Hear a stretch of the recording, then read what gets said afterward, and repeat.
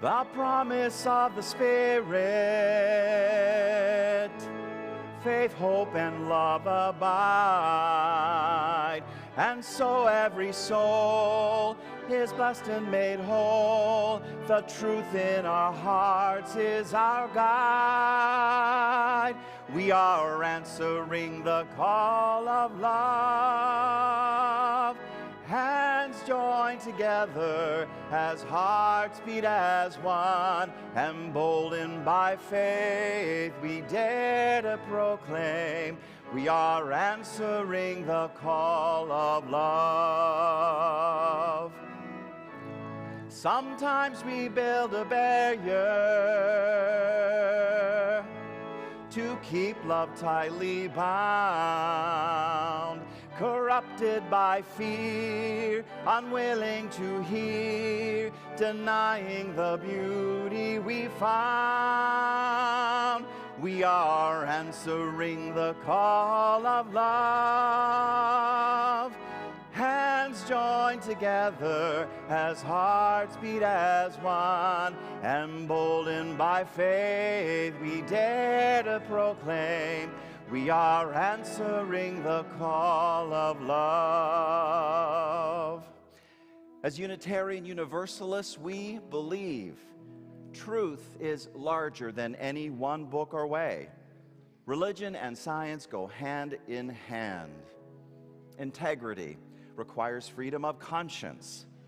Diversity is something to celebrate. In the struggle for justice, we come alive. Our highest aspiration and calling is love.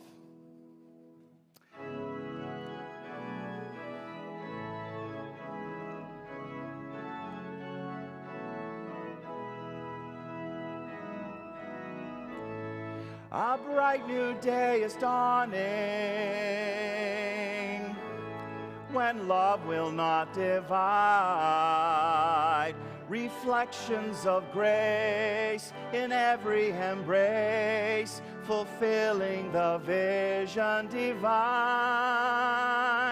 We are answering the call of love. Hands joined together as hearts beat as one.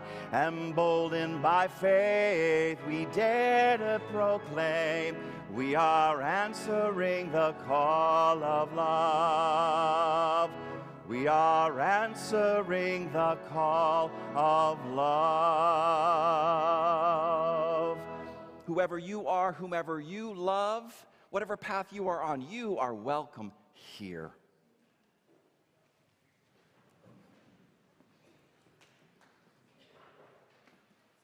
Good morning. Can you get it? In this free church, we come together without creed, believing that the way we live in the world bears testament to the value of our beliefs.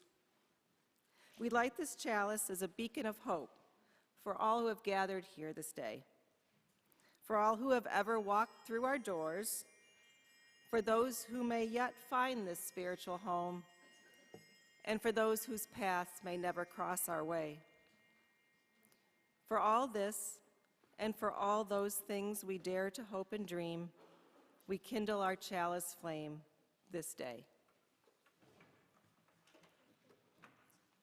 Come here, come here, come here, come here. Give her a round of applause. Fire is scary. Thank you, dear. Be seated.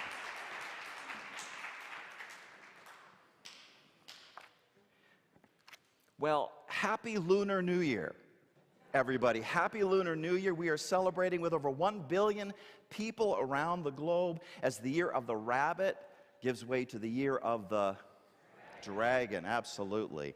We're so glad you're joining us this morning. West Shore has so much good that is going on, so many ways of building relationships, deepening the ones you already have, growing in your heart and spirit, growing in service. We're just excited about what this community is doing for our lives and for the larger community.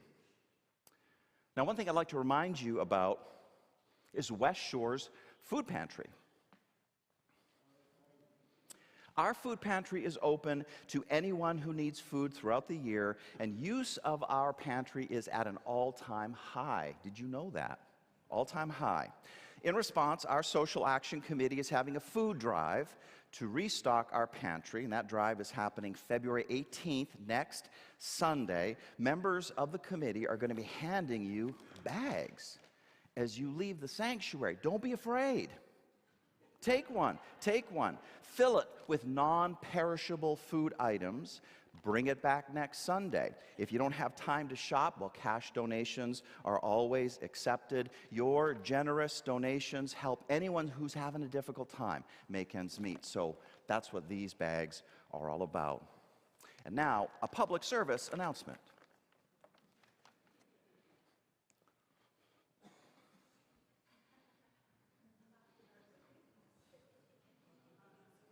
See that last part? See that last part? Just saying. Just saying. Silence your cell phones, okay? All right. I thought it was pretty funny. Come on, guys. Come on. There you go. And I want to ask, if you are here for the first or second time and you don't mind others knowing, would you raise your arm and let us know? Whoa, greet these folks. We're glad you're here this morning. Fantastic. Fantastic. Our children and youth will now be dismissed to their RE classes while the rest of us greet each other, and our greeting time will end with the sounding of our bowl. Let's do it.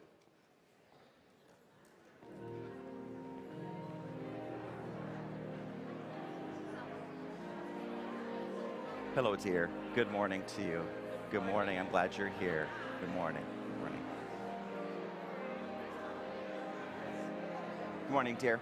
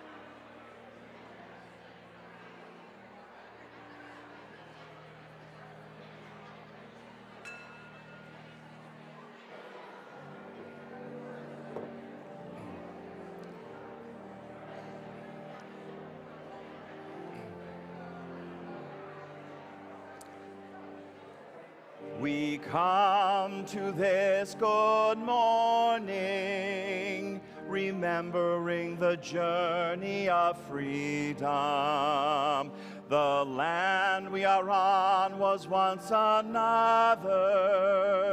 We mourn the legacies of oppression.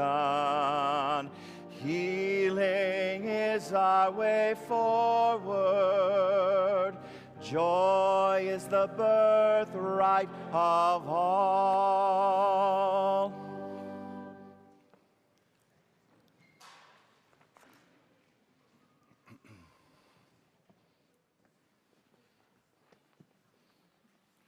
Good morning. I am Vicki Warden, a very proud member of West Shore and a member of our congregation's coordinating team. Along with Suhanna Carries, who I'm sure all of you know, I co-lead the Ways and Means Council. We have 5 councils in all, covering all of our program areas. Ways and Means, Suhanna and my council, we are charged with being a good steward of all of the resources that make our church just possible. This building, our technology, our staffing, our volunteers, and of course, our financial gifts. I come to you today on behalf of the Honorarium Fund, which may be new to you. The purpose of the Honorarium Fund, administered by the coordinating team, is to provide a source of funding to say thank you to outside presenters who offer services to the members of our church. Often enough, official West Shore committees, groups, teams, and so forth, they'll invite people to come when put on a program, but we don't have anything to say thank you financially. Opportunities continue to come up during the year that no one ever thought about when it came time to do the budget last year. Just this past Tuesday, the coordinating team, we met for our quarterly meeting. We approved an honorarium funding request for a program coming to us called Bridge the Gap. This request came from West Shore member Tim Smith, and Bridge the Gap, one that he is quite familiar with, is a workshop that will teach us ways to have conversations with folks whose opinions we just might not really agree with. We call those difficult conversations. This workshop will, hopefully, teach us ways to keep the conversation human, with the result that each side learns more about the other side, about the personal story, and about why someone believes the way they do. It really isn't about trying to get someone to think like you do. It's about how to listen, how to gain insight, and how to build relationships. All of this brought by the Honorarium Fund. This is just one example that the coordinating team uses your generous financial gifts to support programs. Right now, the outreach offering that we'll have in just a few minutes, it's an opportunity for you to help replenish the Honorarium Fund so that we may continue to provide support for future initiatives that will make a difference. The offering will now be given and gratefully received.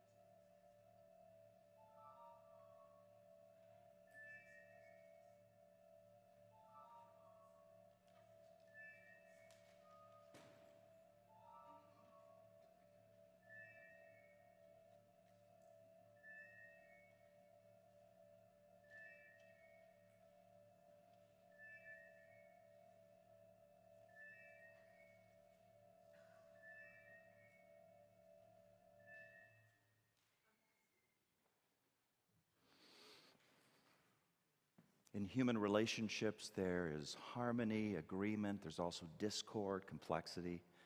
Doesn't the sound of our organ today evoke that for you? Isn't that amazing? The sounds that Dave Blazer can make out of that organ. Thank you, Dave. That's wonderful. That's wonderful. So I want to introduce to you Dr. David Kampt. He is often called the dialogue guy. He's an expert in inclusion and equity, cultural competence, civic engagement, and intergroup dialogue. And in this video we're about to see, he is talking about whether and how extensively people should engage others with deeply entrenched racist views.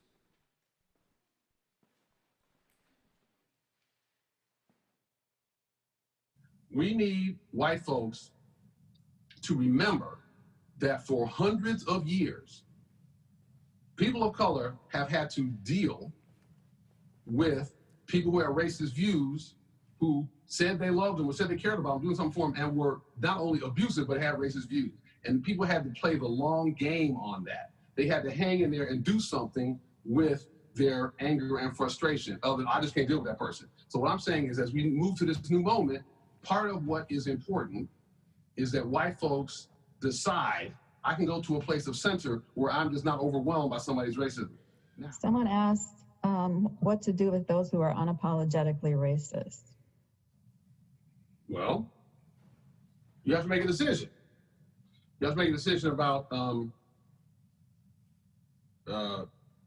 how much does this person mean to you, right? Now, let me just say from the outset, I don't believe that people in the ally community should throw their time at any fool, at every racist fool. I don't believe that. However, I think that the common mistake is I can't engage that person. I think that as a general matter, y'all are way too willing to dismiss people. In another talk, I could talk about a cultural weakness of white progressives, of white people generally, which is to throw each other away. I find it outrageous the way that white folks are willing to say things to me. People say this to me. I'm not gonna talk to my cousin until Trump's out of office. Which I just find what is wrong with you? I think that there's a cultural pathology among white Americans where there's a pathology that people of color don't have as much, because people of color know that family is important and their relationships are important. And you can't just throw people away because they don't have the same views. Now, so I will say that. So I'm saying that the common mistake is for people to decide, oh, I can't deal with that person. I also would argue it's a privilege move, like to decide that their racism is just too irritating to deal with. That's a privilege move. We need white folks to remember that for hundreds of years, people of color have had to deal with people who had racist views, who said they loved them, or said they cared about them, doing something for them, and were not only abusive, but had racist views. And people had to play the long game on that. They had to hang in there and do something with their anger and frustration of it. I just can't deal with that person. So what I'm saying is, as we move to this new moment, part of what is important is that white folks decide, I can go to a place of center where I'm just not overwhelmed by somebody's racism. Now, having said all of that, I am not saying that every racist idiot is somebody to spend all your energy on. Dr. Eddie Moore of the White Privilege Conference, he says there are some pancakes that cannot be flipped. We all know that from making pancakes, right? So the point I'm making is that the tendency is to abandon the effort too quickly, but that doesn't mean that you should never abandon the effort.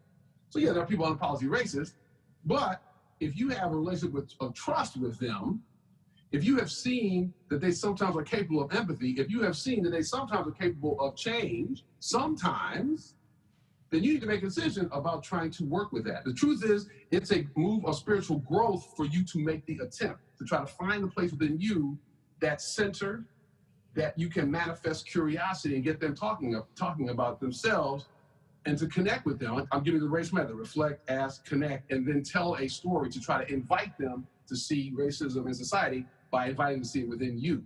So yeah, there are going to be people that's not going to work with, but as a general matter, people are abandoning way too quickly. So, but there are people that after you try hard enough, you should let go of the attempt, but the tendency is to let go way too quickly. Thank you, Dr. David Kampt. And now, let us share from the heart in our beloved ritual of For All That Is Our Lives.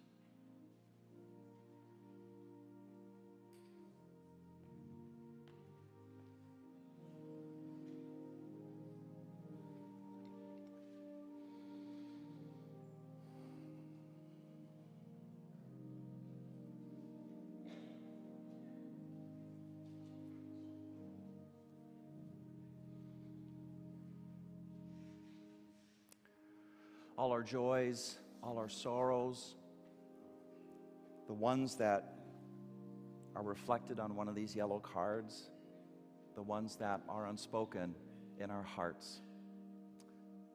I will take them into my meditations this week and pray for all that is our life.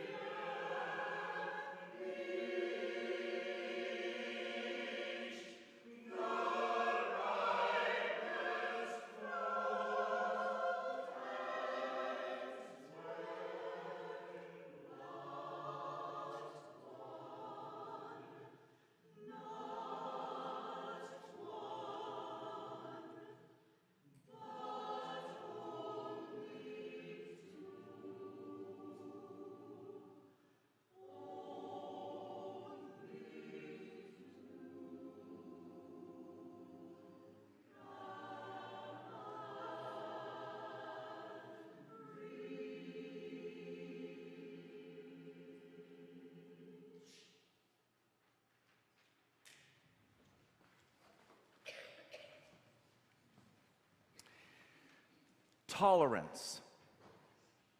Today, we're talking about tolerance. Tolerance. And this is near and dear to the Unitarian Universalist heart. In 1568, the first and only Unitarian king in all of history, King John Sigismund, he issued what is known today as the Edict of Torda, which established tolerance within and among the churches of Transylvania, which today is now northern Romania. There he is. King John essentially said that church ought to be a place where people allow each other freedom of conscience and freedom to publicly express their conscience. No one has the right to silence another's sincere convictions, for as King John said, faith is the gift of God. And this was unheard of in his day. To many it was outrageous, but tolerance became the law anyway. From King John's lips to our ears today, right? For almost 500 years, religious tolerance has been our tradition. Tolerance is a key part of our identity as a liberal religious community. Which also means that a key part of our experience as religious liberals is facing the challenges of tolerance in a way that other folks and other traditions might not. Facing the paradox of toleration when others might not care, but we care, we care. So what is this paradox of tolerance that I'm talking about? Well, it is suggested by a situation that all of America is embroiled in right now. The Supreme Court is right now looking at Colorado's decision to disqualify Donald Trump as a candidate in the 2024 presidential election. Y'all are aware of that, right? Yeah. Colorado, citing Section 3 of the 14th Amendment, which essentially states that people who rebel against democratic norms are not eligible to run for office in our country. Some people, they worry about this. They worry about what Colorado is doing. They wonder if this attempt to protect American democracy is itself a betrayal of democracy.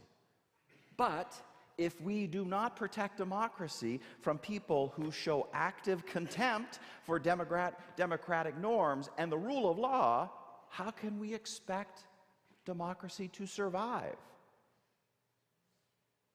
This but echoes the paradox of tolerance. If tolerant folks draw a boundary and they say no to some behaviors, can they continue to claim in any legitimate way that they are tolerant? But if tolerant folks are tolerant towards any and all behaviors, even ones that are tyrannical and oppressive, well, won't that lead to the destruction of tolerance? Won't the tyrannical and oppressive people take over and demand conformity to one particular viewpoint, theirs? And if someone doesn't conform, where do they go? Siberia. Y'all see the paradox of tolerance? Y'all got it? Tolerance is a discipline, and it is not easy. It is like a tightrope, and we got to walk a narrow line. We have to be balanced. When we draw a line and we say no to what we perceive to be truly destructive, are there ways in which our no can be excessive, too much, over the top? But what if we don't allow ourselves ever to go there in the first place? No matter what we face, we never say no because we believe that tolerance never allows for it. But what happens then? Tolerance requires us to be balanced. Otherwise, we're going to fall off that tightrope. Every time. I want us to start with moments when our no can be excessive and over the top. One instance of this is when we say no to people whom we might not even know them very well, but we are so bothered by their practice of Darvo. We're so bothered by it that we want to wrestle them down. We want to force them to change. We want to out-scream them, either verbally or like on social media. You've seen it before. I just said Darvo, by the way. Y'all know what Darvo is? I should explain that. Yeah, Darvo. Darvo is an acronym, okay? We want to get to know it pretty well. Darvo is an acronym. It puts to name how bullies often respond when they're being held accountable for their bullying. DARVO stands for deny, attack, and reverse victim and offender. Deny, attack, reverse victim and offender. The bully denies that they are bullying. They attack the person who's trying to hold them accountable, and they charge that person, the one who's calling them out, with being the real bully. That's DARVO. Have you ever experienced Darvo? And for those of you who aren't, you're not paying attention to the news. All right? Darvo, yeah. You know, the Jedi Master Yoda, I know this is a church, right? But the Jedi Master Yoda, he once said, once you start down the dark path, forever will it dominate your destiny, consume you, it will. Okay? Now, of course, the Jedi Master Yoda is just a fictional character, but once again, fiction tells the truth. Once again, Trumpian politics, it's all about the dark path of Darvo. Rush Limbaugh prepared the way like some crazy John the Baptist, and Donald Trump has perfected it. Their bullying bombardment of propaganda, lies, false facts, name-calling, finger-pointing that someone else is doing the evil thing that they themselves have just done. They have just been caught red-handed, and now it's someone else doing it. Worst of all, too many of our fellow Americans have fallen for the temptation of this dark path that the Jedi Master Yoda said, don't do it. Too many Americans now feel emboldened to walk this path themselves.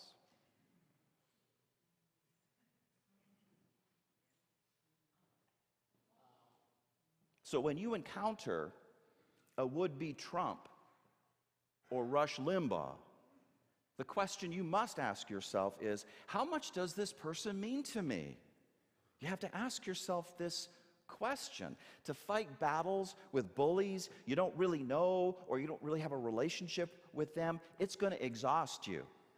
And worst of all, it's going to make you cynical. You are trying to flip a pancake that is unflippable. Yeah. It will only make it harder for you to engage people whose ideas you do not like, but you do know them. You are in relationship with them. You do care for them. You need to preserve your energies for conversations like these. So now let's turn to this. Turn to people who are your family or your chosen family, which is your church, your friends, your coworkers, and so on. I want you to think about a time when people like this said something racist or sexist or homophobic or transphobic or something. This is different. These people are not strangers. These are people you love, and they just said a thing or they did a thing that feels intolerable. In a situation like this, we are going to fall off the tolerance tightrope. We're going to fall off when we step forward in a way that completely lacks curiosity. When we are so stuck in our own story, our own self-righteousness, our outrage, our anxieties, when we're so stuck in our own story that we cannot do, as Dr. David Campt in our video from earlier said, which is to find a place within ourselves which is centered. That place which enables us, that centering place which enables us to manifest some curiosity, and get that person to start telling their story, their human story. Not everyone who voted for Trump has gone down the Darvo dark path. Not nearly every, not by a long shot. And boy, that's a time for an amen right there. Just a suggestion. Okay, yeah, absolutely. So there's this article. It is entitled "How to Deal with Racist Relatives This Holiday Season." You like that title? Okay. So this article entitled that, it says this. It says, "Practice compassion. Don't use your words as weapons. Don't use your understanding of anti-racism or just any kind of anti-oppression. Don't use your understanding of that as the moral high ground. Meet people you care for where they are at. Remember that you are not on the same part of the journey. Remember that there was a time when you knew less than you do now. There was a time when you caused offense or tripped over words." Of course, that will never end that time. But she continues, "What helped you get on board and change?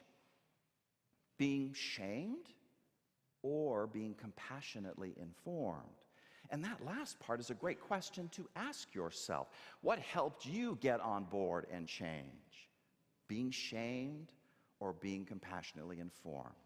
Now, don't get me wrong, the author of this article continues. Her name is Nova Reed, by the way. She says, this doesn't mean giving people a free pass. We can hold people accountable firmly without shaming and demonizing them. And that is what Nova Reed has to say. We can do this. We can learn how. We are bringing resources to West Shore to help us all figure this thing out. So that's good news. But you know, there is yet a third way in which our no can be imbalanced. It's different from the two we've just explored. It's when we disengage entirely from the person who says the thing or does the thing, racism, sexism, on, the classist thing. We just disengage. We throw people away, right? The whole situation is just, the whole situation has just become too bothersome. We just don't have time for it. We're done. We just disappear. You saw Dr. David Campt in the video. He hit the nail on the head when he said that this is really a symptom of privilege. The great writer James Baldwin said something that I think of all the time. He said, "We can disagree and still love each other unless your disagreement is rooted in my oppression and in the denial of my humanity and right to exist."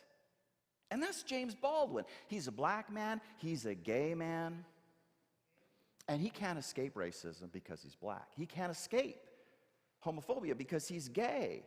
But you know what? White people can escape. Straight people can escape. Someone's disagreement that is rooted in the oppression of black people or gay people, it does not strike at white people so directly. It does not strike at straight people so directly, so straight white folks they can just step back. They can just disappear. When we say no to engaging someone who just said or did an oppressive thing, we must examine our conscience. It is an unspiritual thing to abandon others who are fighting for their lives. It is an unspiritual thing to not find a way to be their ally. Because you know what? This too is the dark side. Apathy is a part of the dark path that Yoda spoke of also. Yes, it is. But now it's time to pivot. So far, we have been exploring ways in which our no can be over the top, excessive, out of whack, imbalanced in some way. But now we want to take a look at the mindset that says that we should never say no to begin with. We should never say no because we believe that tolerance never allows for it. But again, what happens then, right? A few years back on a Unitarian Universalist ministers email chat, a few years back, there was a thread on exactly this topic, and one of the stories that came up had to do with a congregant who regularly laced the social hour beverage with LSD. Not West Shore, okay? Newcomers? No, not West Shore. Some of you are like, yeah, right. Some of you are like, let's do that. That sounds awesome. So this congregant in this other church, not West Shore, this other church, did that. For a year, the church's leadership let this person do this, let it happen for almost a year because tolerance. Another story on this thread, the one I shared, I told a story about an experience I had in my very first Unitarian Universalist church. Now, my ex-wife had been serving as this church's director of religious education, or DRE.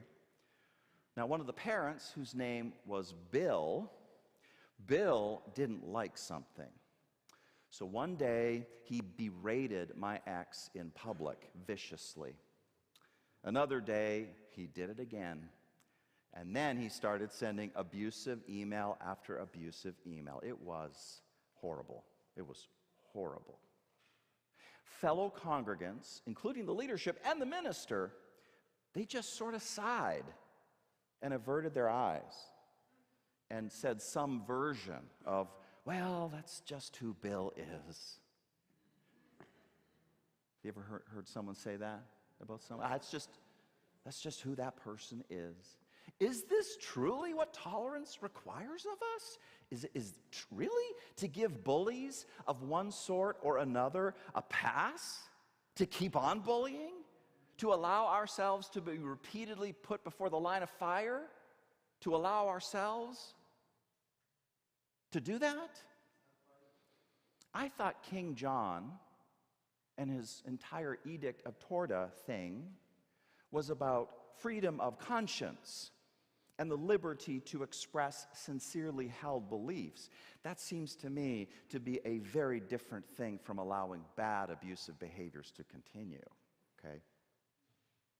But even setting behavior aside, there can be confusion in liberal religious spaces, even when it comes to expressing ideas and convictions.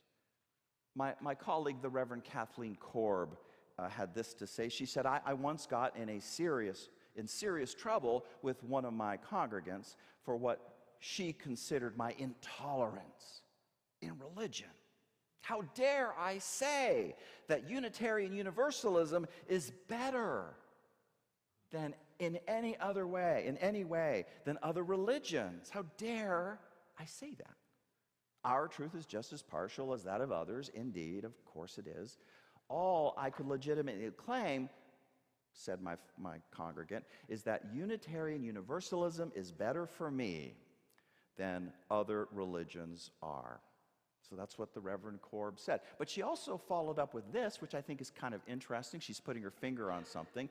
She says, it always seems strange to me that when UUs stay super modest like this, we get so upset when our children grow up and they choose to be Roman Catholics or fundamentalist born-again Christians or Scientologists or whatever.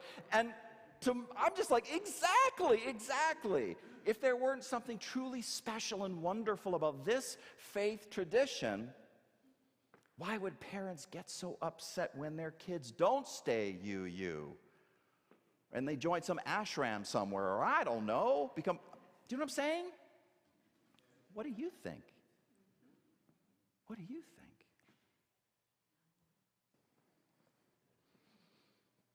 Are we gonna stop sincere debates about religion and human nature and politics because disagreement feels too judgy? Because the underlying assumption that we are attempting to progress from ignorance towards greater truth, that underlying assumption feels unfriendly, therefore intolerant? A very special case of this has been called up by progressive activist Maurice Mitchell in his amazing and excellent article entitled Building Resilient Organizations, which I commend to all of you highly. The link is in your order of service. There he is. It's when someone uses their collection of social identities as a complete and sufficient justification for some position they are arguing, and others instantly fall in line. As in, somebody says, as a working class black woman, I say we must do this. And the response of every other white person in the room is immediate agreement. No questions, no debate, because they think that that is what allyship requires. To respond otherwise would be seen to be intolerant. Maurice Mitchell, a person of color, calls this out as a kind of white paternalism, a way of infantilizing members of historically marginalized communities. Maurice Mitchell says, people with marginalized identities as human beings, they suffer all the frailties, inconsistencies, and failings of every other human being. Genuflecting to individuals solely on the basis of their socialized identities or personal stories deprives them of the conditions which sharpen arguments, develop skills, and win debates. We infantilize members of historically marginalized or oppressive groups by seeking to placate and to pander instead of being in right relationship, which sometimes requires struggle, debate, disagreement, and hard work. This type, he continues to say, this type of false solidarity is a form of charity that weakens the individual, weakens the collective. Finding authentic solidarity and alignment among diverse voices is serious labor. After all, he says, steel sharpens steel. Whew. That's Maurice Mitchell. True tolerance can never be what he calls false solidarity or seeking to placate and pander. The serious labor of steel sharpening steel is not intolerant. Our Unitarian Universalist tradition exists exactly because of the struggle, debate, disagreement, and hard work. Struggle, debate, disagreement, and hard work, it gave birth to the very idea of tolerance, which we are right now trying to disentangle from all sorts of confusions. It is a question ultimately of balance. Tolerance requires us to be balanced as we walk the tightrope. Sometimes how we draw a boundary and say no can be a real problem. But other times, the problem happens when we do not draw a line at all, when we don't step up and say something, when we do not draw the line that should be drawn, when we don't step up and say the thing that really ought to be said. What is really happening is a betrayal of justice. A betrayal of justice. You know, if you want to ban books about black people, that's not just an opinion, that's oppression. If you want men to control women's bodies, that's not just an opinion, that is oppression. If you want to make same-sex marriage illegal, that is not just an opinion, that is oppression. If you want to ban Muslims from entering the U.S., that's not just an opinion, that is oppression. If you think people from other countries are coming for your jobs, that is not just an opinion. That is oppression. The right to have an opinion ends when that opinion threatens the very existence of another. We can disagree and still love each other, says James Baldwin, unless your disagreement is rooted in my oppression and in the denial of my humanity and right to exist. To stand up to racism, sexism, homophobia, Islamophobia, xenophobia, all the other obias and isms, that's not intolerance, that is justice. We must understand that there is all the difference between the two. Our challenge as inheritors of a tradition of tolerance, our challenge is to learn how to hear the call of justice and hold people accountable firmly without shaming and without demonizing.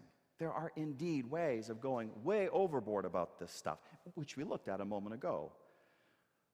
Yes, and let me say it again. Saying no to the bully when necessary is not itself going overboard. It is about justice. Justice says no to LSD in the church social hour beverage. Justice says no to bullies like this guy named Bill from my first ever UU church. Justice says no to all the jokes that make bystanders think oppression is okay, stereotypes are okay. Justice does not feel ashamed of itself when its actions provoke backlash charges of PC and wokeism. Justice is the precondition of tolerance. If you do not have a King Sigismund who creates a law for toleration, you aren't going to get tolerance. Justice is the precondition of tolerance. Sustain justice, and history will not have to record, as Dr. King once said, that the greatest tragedy was not the strident claims, the strident clamor of the bad people, but the appalling silence of the good people. Be gentle, angry people. Be gentle, angry people. Amen.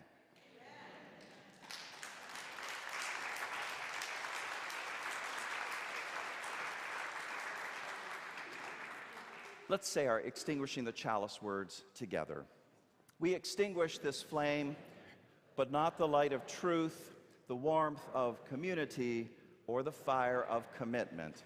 These we carry with us until we meet again.